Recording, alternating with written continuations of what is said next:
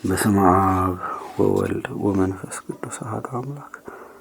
ግንቦት 2 በዚች ቀን ጻድቅ ኢዮብ አረፈ። ለዚህም ጻድቅ በዘመኑ እንደ እርሱ ያለ እውነተኛ ደግ ሰው እንደሌለ በቅዱሳት መጻሕፍትም ስለ እርሱ እንደተነገረ እግዚአብሔር መሰከረለት። ሰይጣንም ቀንቶበት በገንዘቡና በልጆቹ ላይ ያሰለጥነው ዘንድ ወደ እግዚአብሔር ለመነ። የጻድቅ ኢዮብን ትዕግስት እግዚአብሔር ስለሚያውቅ አሰለጠነው። ለመጪ ትውልድ አርአያና ምሳሌ እንዲሆን ፈቀደለት።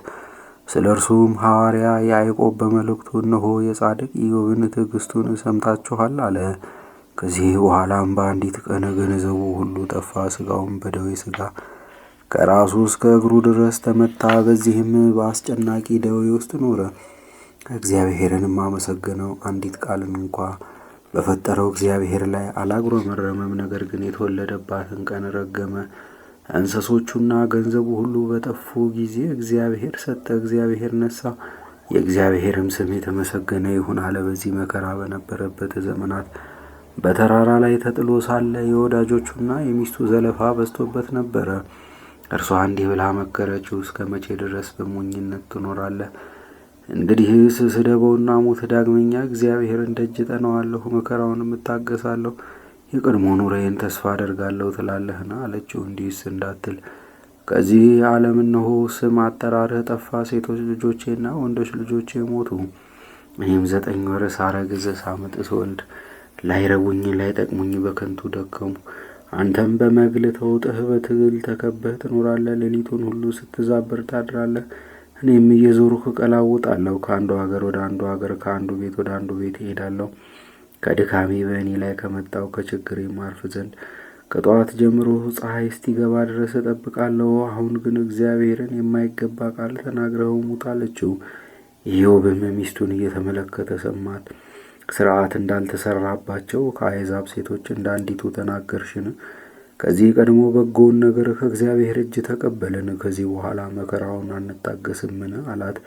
በዚህ ባገኘው መከራ ሁሉ ኢዮብ ጌታው የበደለው በደል የለም። ኢዮብም ወርቅ በእሳት እንዲፈተን ፈጽሞ ተፈተነ።